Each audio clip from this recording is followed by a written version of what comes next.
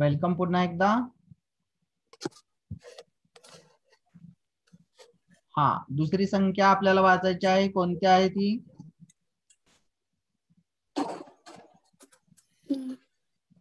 200. हा, 9200.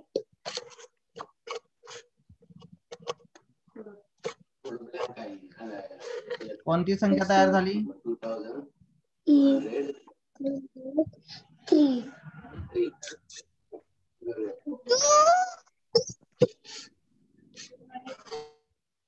पाहूया कोण वाचते. कोण वाचते ही संख्या?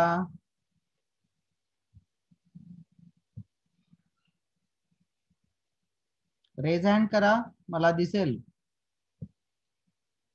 हा, कार्तिक. 2000. हा, पहिल्या पाटीवर 2 आहेत, म्हणजे 2000 आहेत, म्हणजे 2000 आहेत. हे ह म्हणजे 1000.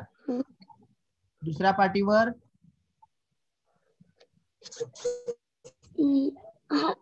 100.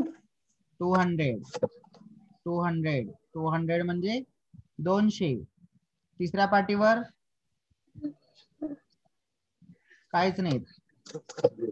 0. चौथ्या पाटीवर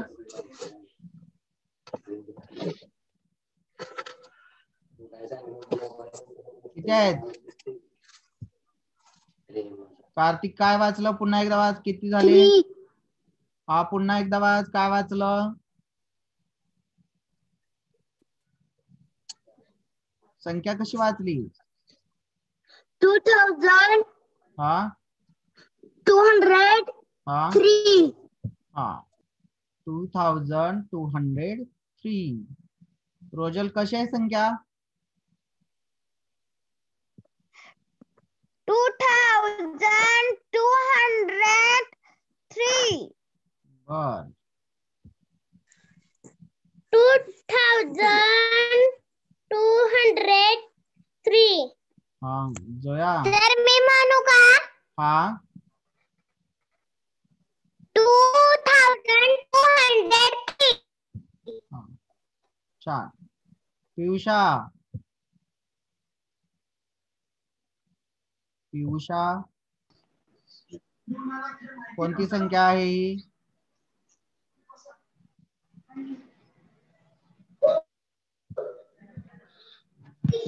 200.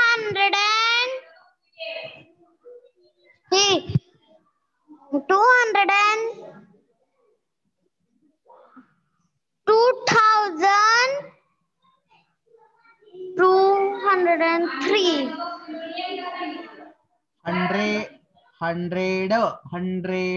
100 असं म्हणायचं. हे 1000 पहिलं घर आहे ते 1000च आहे. हे हजाराच्या नोटा ज्या आहेत ते 1000, 2000. 100च्या नोटा ज्या आहेत, 100च्या नोटांसाठी दुसरं घर आहे हे 200. 10च्या नोटांसाठी तिसरं घर आहे, पण 10च्या नोटा काहीच नाहीत, त्यामुळे 0 आहेत. आणि कॉइन साठी लास्टचं घर आहे. लास्टचं घर हे कॉइन साठी आहे. 1 रुपीजचे कॉइन. 1 रुपीजचे कॉइन लास्टला असतात. 10 रुपयाच्या नोटा दुसऱ्या घरात असतात. 100 रुपयाच्या नोटा तिसऱ्या घरात असतात. आणि 1000 रुपयाच्या नोटा चौथ्या घरात असतात. 1000 चौथ्या घरात असतात, याला 2000. 100 दोन नोटा म्हणल्यानंतर 200, आणि शेवटी 3च रुपये आहेत म्हणून 3. 2203 असंही वाचतात. 2200. हे ह म्हणजे 1000 आहेत, आणि श म्हणजे शे आहेत. हे श ला शे असं वाचलं जातं. 2200, आणि हे 3 शेवटी 3च आहे. 2203. हेच इंग्रजीत आपण 2203 असं वाचतो. 2203 असं वाचतो. चला पुढं पुढचे एक पाहूया. हा, आता इथं लक्ष द्या, पहा, बोटाने वाटल्यास मोबाईल वरच झूम करून बघा आणि किती आहे ते ओळखा. 1000 किती आहेत, 100 किती आहेत, 10च्या नोटा किती आहेत, कॉइन किती आहेत ते समजून घ्या.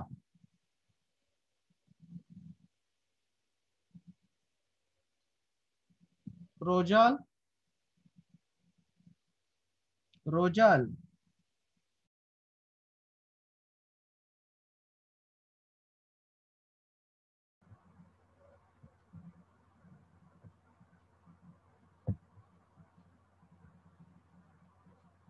हा,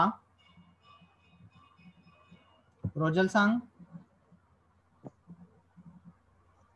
1400 हा, हा, 50 50. 10 नाही म्हणायचं, 50. 10 कशाला म्हणायचं? हा, 50. कार्तिक, 1450. Very good. 1450, कारण युनिट काहीच नाहीत. जोया, किती आहेत? जोया सांग. पियुषा सांग.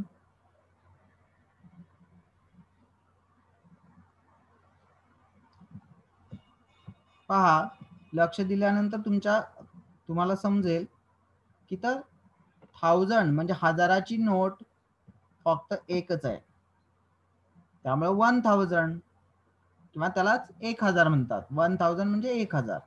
इथं 100च्या नोटा किती आहेत? तर 4 आहेत. म्हणजे 4 ला आपण 4 म्हणतो. 400 आहेत.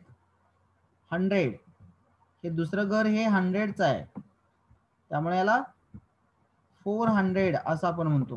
400 किंवा मराठीत त्याला 400. शतकाचं घर ते शेन वाजतात. शेन. तिसरं घर ही शेन वाजतात. 400. आणि 10च्या नोटा किती आहेत? 5. 10च्या नोटा 5. इथं 5 10च्या नोटा आहेत, म्हणजे 50 आहेत. आणि शेवटच्या घरात काहीच नाही, त्यामुळे तिथं 0 येणार. मग काय होईल? 1450 असं याला वाचलं जाईल. 1450. त्यालाच 1450 असं वाचलं जातं. 1450 असं याचं वाचन केलं जातं. आता पुढं पाहूया किती आहेत, ओळखा आणि सांगा किती आहेत. रोजल,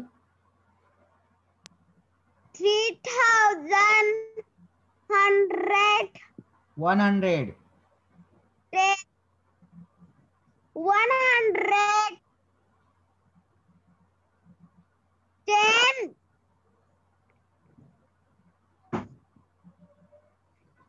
9. 10 असं कधी वाचत नाहीत. 10 असं कधी वाचत नाहीत. आता हे 1 आणि हे 9, याला 10 असं कधी म्हणतात का? 10 हे 10 आहेत आणि हे 9 आहेत, याला 10 असं वाचतात का? आपण कधी वाचतोय का? रोजल, सर मी हा, जोया, 3119. हा, म्हणजे याचा अर्थ काय तुमच्या लक्षात आला पाहिजे, हे दोन्ही एकत्र वाचतोय आपण. टेन्स आणि युनिट हे दोन्ही एकत्र वाचावे लागतात. त्या दोन्हीला एकत्र वाचावं लागतं. त्यावेळेला हे 19 वाचलं आपण. हे वेगळं आहे, हे वेगळं आहे. लक्षात आलं? चला कार्तिक तू सांग. 3119. मराठीत कोण सांगेल? मराठीत कोण सांगेल? तुमच्यापैकी सांगेल का कोण मराठीत? कसं वाचणार? नाही, मराठीतले अंक पण आपल्याला माहित असले पाहिजेत आणि सांगता यायला पाहिजे. हे 3000 आहेत. 3000 हे 100 आहेत. 100 10 पण एकच आहेत आणि पुढे 9 आहेत म्हणजे 19. 3119. 3119 असं होतं. 3119. आता पुढे जाऊया आपण.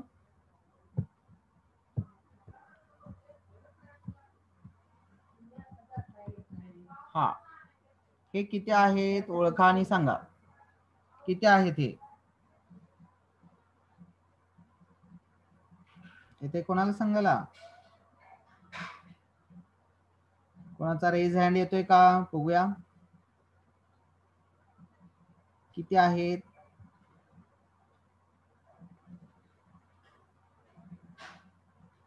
आता ह्या चारी पाटीवरचे मिळून किती आहेत? जोया किती आहेत? मम्मा 2005. हा, 2005. किती आहे? 2005. हा, सर मी म्हणू हा म्हण की. 2005. पहा, मधल्या दोन्ही पाटीवर 0 आहेत, काहीच नाहीत. मधल्या दोन्ही पाटीवर 0 आहेत म्हणजे काहीच नाही. त्यामुळं तुम्हाला वाचताना 2000 आणि शेवटी डायरेक्ट 5. 2005 मध्ये 00च आहे. लिहिताना आपल्याला 00 लिहावे लागतील, पण वाचताना डायरेक्ट 2000 वरून 5 2005 असं वाचावं लागतं.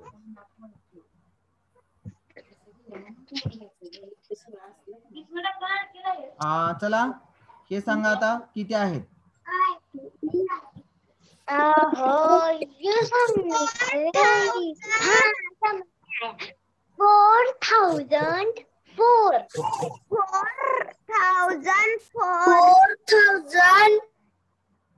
किती? 4000.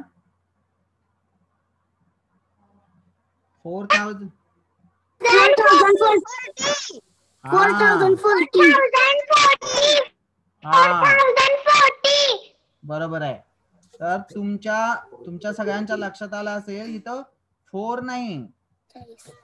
4 नाही, हे 4000 आहे. 1000च्या पाठीवर 4000 दिसत आहेत आणि हे 2 नंबरची पाठी ज्याच्यावर 4 दशक दिसत आहेत म्हणजे 40 आहेत.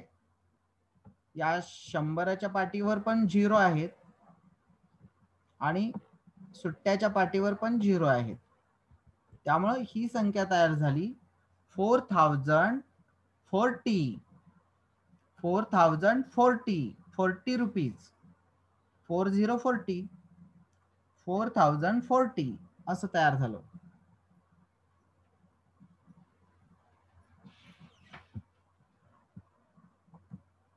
अशा पद्धतीनं तुम्हाला कोणतीही संख्या ओळखता आली पाहिजे. संख्या ओळखल्यानंतर संख्यांचं एक विस्तारित रूप लिहिता येणं ज्याला एक्सपांडेड फॉर्म म्हणतो आपण, ते लिहिता आलं पाहिजे. आता ते लिहिताना कसं लिहायचं, काय करायचं असतं, तर हे 4 चौथ्या नंबरच्या घरातली संख्या आहे. हजाराच्या घरात 4 आहे, बाकीच्या घरात सगळे 0 लिहिले की त्याची किंमत आली 4000. 8 हे तिसऱ्या घरातली संख्या आहे, बाकी त्याच्या माग 8च्या पाठीमाग 2 घरं आहेत, तिथं 0 दिले, 2 0 दिले. नंतर दशकाच्या घरात 0 आहे, एककाच्या पण घरात 0 आहे, शून्याची किंमत 0च. अशा पद्धतीनं त्याला प्लस मध्ये मांडलं की त्याचं विस्तारित रूप तयार होतं.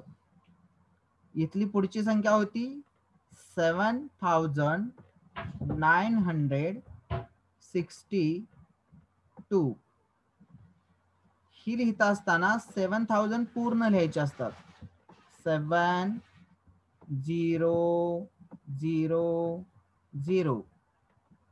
7 नंतर 30, 7000 झाले. कारण 7 नंतर 3 संख्या दिसतात, 7च्या नंतर 3 संख्या दिसतात, 3 अंक दिसतात, संख्या नाही अंक, 3 अंक दिसतात. मग 3 झिरो लिहायचे. नंतर 9 लिहिलं.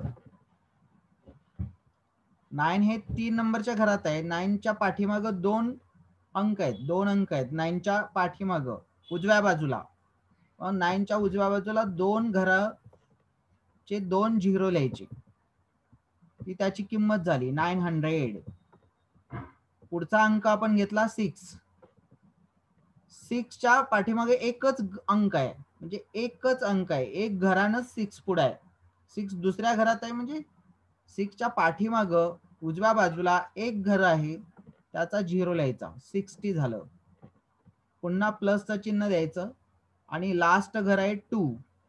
लास्टच्या घरात 2 आहे, 2च्या नंतर कोणताही अंक नाही, 2च्या उजव्या बाजूला कोणताही, राईट साईडला कोणताही अंक नाही, त्यामुळे कोणताही झिरो द्यायचा नाही, 2 आहे तसाच लिहायचा.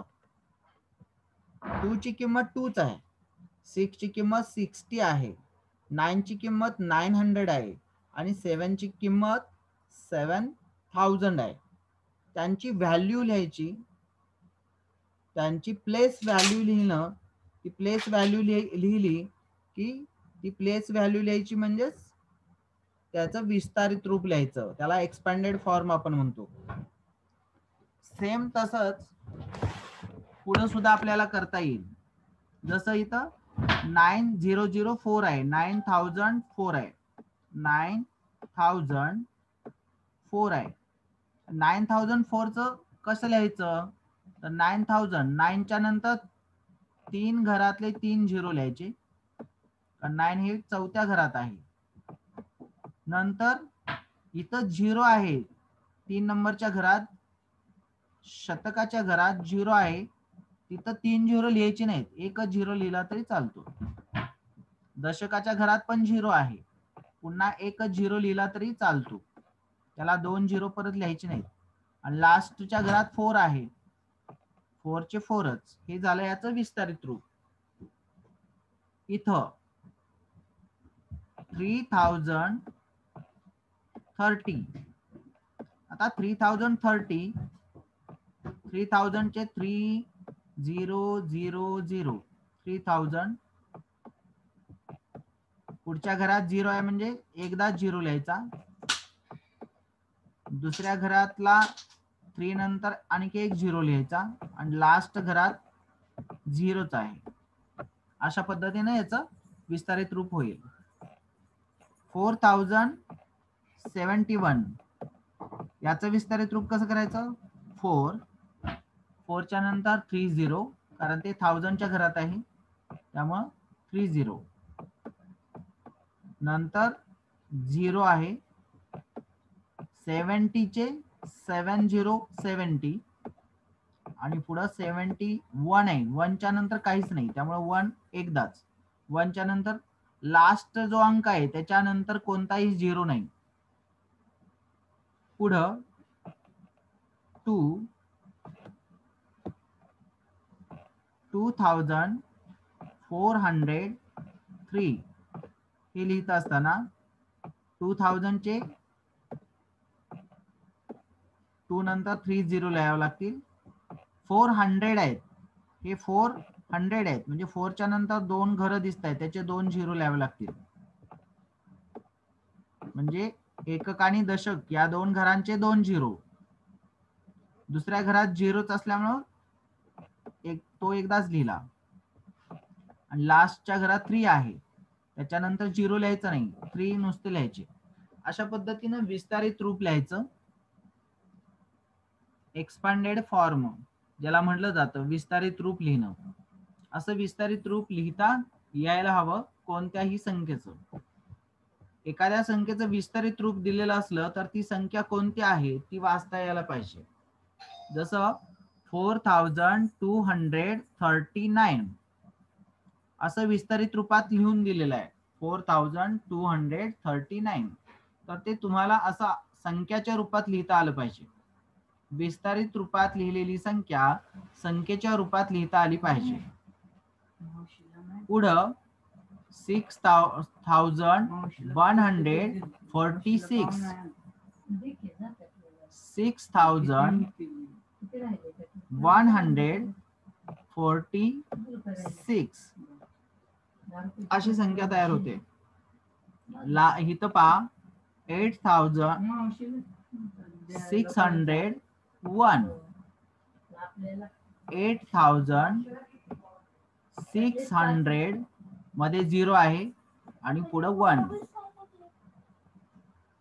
1910